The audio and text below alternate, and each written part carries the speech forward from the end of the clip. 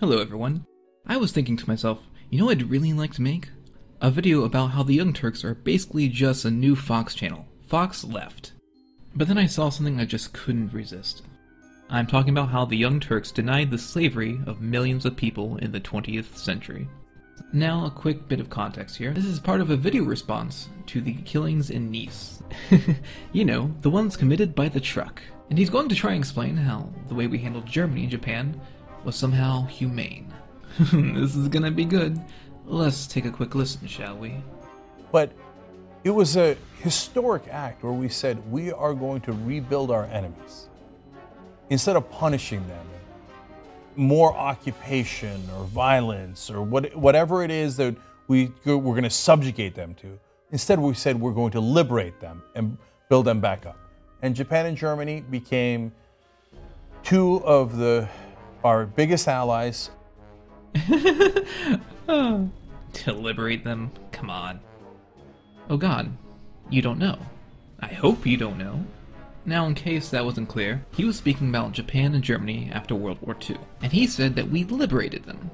Does nobody fact-check your talking points? Like, at all?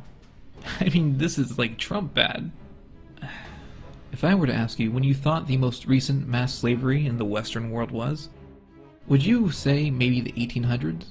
Because you'd be wrong. No, in fact, it would be just after World War II. And allow me to explain this with a little joke.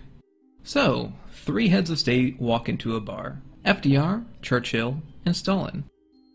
And Stalin says to FDR, "Hey, I have a swell idea. You know all those POWs we have, those millions of POWs? Why don't we just use them for slavery?" To which FDR said, "Oh no, maybe." And then Churchill said to FDR, "Come on now, friend. Don't be lame."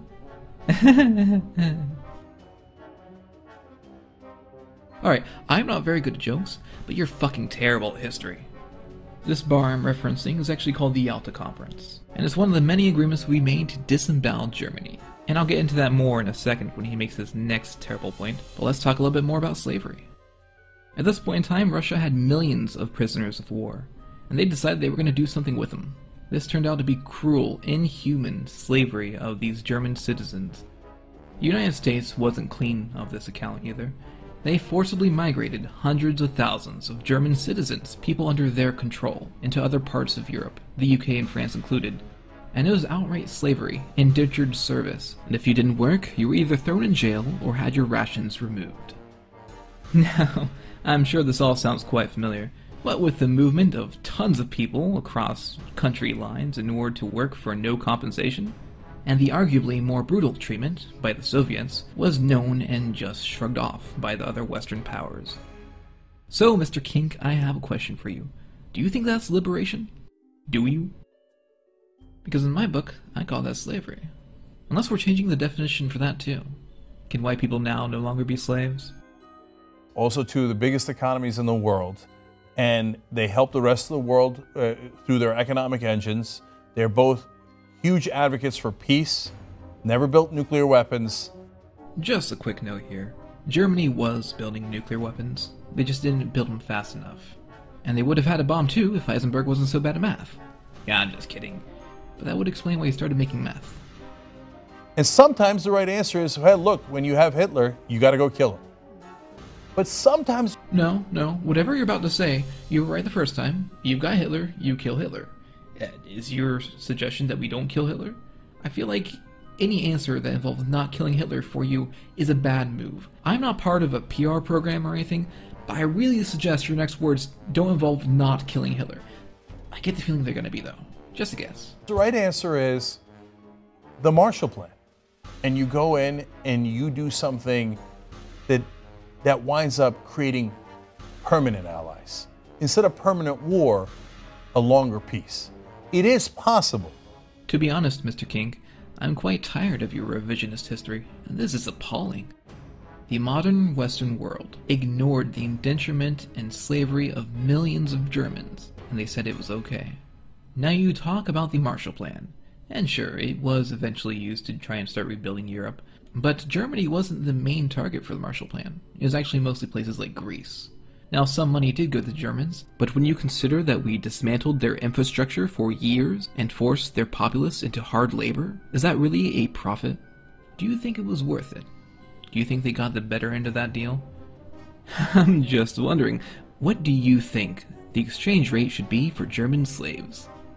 And of course, the Soviets tried to justify this by saying that they were using the labor to make up for the damage caused by Nazi Germany. And America, and France, and the UK did just the same. Now, I don't know about you, Mr. Cenk, but the enslavement and forced labor of civilians is not okay with me. Before anyone says that they were soldiers making up for their crimes, I want you to remember that most of them were conscripted soldiers. First they were people forced to fight, then they were forced to labor. Now, the deconstruction of all these facilities and manufacturing plants might not be directly linked with slavery, but robbing a people of all their assets, taking a large portion of their previously owned land before the war, and telling them what they can and can't do with their own lives, in a way is almost worse than slavery of the 1800s. At least in the 1800s you could buy your way out. It was uncommon and it was rare, but we have plenty of examples where slaves bought their freedom. That was not an option for people who were stuck as slaves to the Soviet Union well into the 50s.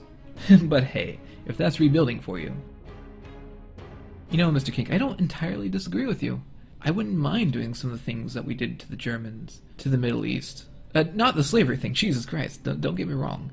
But things like disarmament. We probably wouldn't allow Germany to have an army for many years. Let's be honest, if it weren't for the Soviets, they would have gotten the same deal as Japan. No army at all. We would have disarmed them completely. I'll allow you now to correct yourself. Do you still think that we liberated our enemies after World War II? If you want to end a cycle of violence, I know it's a cliche, but it's, you know, the old quote attributed to Gandhi, an eye for an eye leaves the whole world blind. Well, clearly, that's why you take both eyes. And right now, as I see what happened in France, I think we're all blind. Actually, most people didn't really get blinded, just outright killed. A few of them maimed for life. But I don't think any of them were actually just blinded. And in our blind rage, we're striking out against each other. And I just can't, it doesn't appear we have thrown a lot of violence at this problem. And it doesn't appear that it's working. It seems that all we've gotten in return is more violence. The reason that might not appear to be working is because people keep apologizing for it. Because these groups are gaining legitimacy. They have examples of power, states and factions that have grown in popularity over the last decade or so. So naturally this emboldens them. It's like, hey, that guy killed a lot of Jews. Maybe I can too. People are being successful champions for their causes. You know, Mr. Cenk, you're right. We should treat more of our enemies the way we treated Germany and Japan. But maybe with a little bit less Chinese rapiness and a little bit less human slavery. But hey, that's just me. It's incredible what happens to various communities, various countries when you spread opportunity, right? When you spread education. I think one of the best ways to fight fundamentalism is education, right? You spread information about science and logic and reason, and you give people opportunities so they don't get excited about joining some terrorist organization, right? Like, don't you think we've tried? We've been trying to enforce our politics on them for a long time. Change has to come within when it comes to things like that. And when we do manage to create schools of Western thought, they blow them up, or they kidnap the students and kill them. Anyone who has a great life and great opportunities has no interest in doing anything even remotely close to that. And so, look, a lot of people are going to hear your comments and they're going to get upset because they're in the middle of their rage, right? And I get it. No, Anna, you don't get it. And that bothers me, because I think you are an intelligent young lady. I really do. And that's why it's so depressing to see you ignore the fact that these things have happened before. We have tried before. But of course, you guys don't know how to history. So that's why you're in the position you're in now, huh? Slavery deniers. For shame. I am truly sorry. I was actually hoping to do some lighthearted videos. That's what I want to do. I want to be funny and make terrible, terrible jokes for you guys. I also want to do really terrible impressions. Unfortunately, there's not much to laugh about right now. But I hope everyone learned something today. I mean, I really hope Mr. Cenk learned something today, but I kind of doubt it. Well, I have reached my Turk tolerance for the time being. I hope you folks had a good time. That's it for now. I'll see you guys later. Hey everyone. If you like that show, go ahead and hit that like button. And if you want me to make more content, hit the subscribe button. That way I know I'm just not, singing to an empty theater, that kind of thing. Goodbye.